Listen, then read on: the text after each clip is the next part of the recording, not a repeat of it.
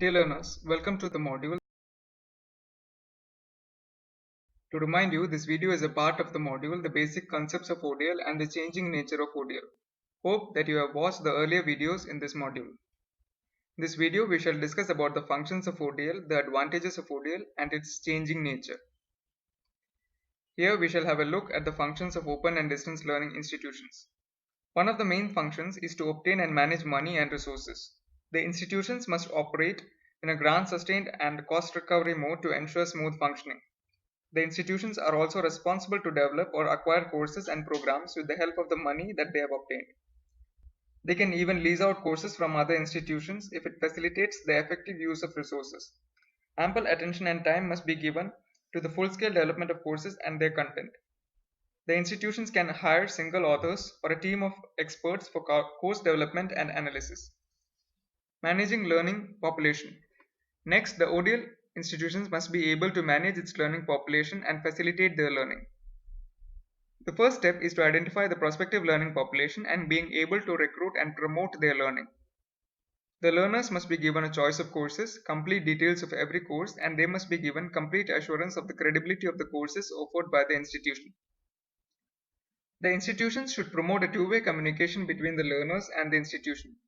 The learner must be provided facilities like library, laboratory services, etc. The evaluation and feedback procedures are also very important. Providing learner support and updating the digital resources. In a system like the ODL, providing learner support plays a key role. The system must be able to provide the learners with both academic and personal support through different means like advice, counseling, tutoring, grading, examining, etc. It is important to grant credentials to the learners, and this process should be done by engaging professional associations and credible external agencies. The ODL system must pay specific attention to constantly updating its resources by revisiting, evaluating, and revising the procedures, programs, courses, and content at regular intervals. The staff must be oriented and trained with the emerging technology and distance learning operations. Advantages of ODL. Now we shall take a look at a few advantages of ODL. ODL helps the learners overcome the problem of distance. This can be extremely helpful in cases where the learners might either be unwilling or be unable to attend regular classes. For example, the learners in rural areas or war-prone areas. ODL also helps the learners learn beyond the constraints of time and scheduling. This helps particularly those learners who work part-time or full-time. The learners can keep up with their commitment socially and other professional commitments while still being able to pursue their education. ODL does not require brick and roof infrastructure like the traditional system. It can make the best use of limited spaces.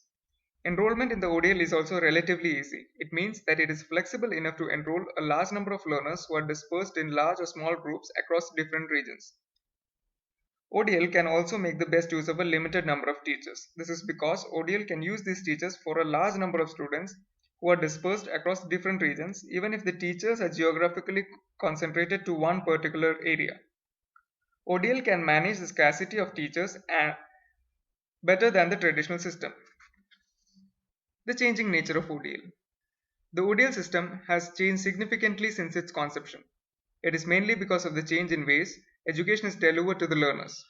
Both the traditional and the distance modes of education have utilized the development in information and communication technology to help its learners in better ways. The learning material has evolved from the traditional print form. It is now available to learners in new forms such as audio, video, and multimedia content. E-books have become the trend. The traditional classroom setup has been replaced by video conferencing facilities. The availability of OER, Open Educational Resources, boosted the ODL system to a great extent because it made educational resources available to learners all across the world, which means education became cheaper and more accessible even to the poorest of learners. The establishment of MOOCs have also added to the numbers in ODL. It is the latest trend because of technological advancement and the emerging shift to the digital space. The ODL system is able to offer a lot of short-term courses with specific focus on select skill sets which the traditional system does not offer. New online platforms that complement the ODL system have come up. They help the learners to interact and collaborate even without meeting. Even the government has stepped up to the needs of the ODL learners by providing platforms like SWAYAM. There are also other platforms like the Moodle LMS that significantly help the open learners. The government across the world have acknowledged the significance of the ODL system and are moving towards the development of a unified scheme of assessment and evaluation, which shall be effective in both the traditional systems and the distance mode of education, thus creating an equilibrium between the learners. Many international organizations, which include the UNESCO, Commonwealth of Learning, International Council for Open and Distance Learning, ICDE, etc., advocate and promote the ODL system. This brings us to the end of this video. Given here is a list of resources, with the help of which this module has been created. You may please visit the resource for reference and a better understanding of the concepts. This is the end of the module, Basic Concepts of ODL and the Changing Nature of ODL. Kindly follow the other videos for more information on other modules. Thank you.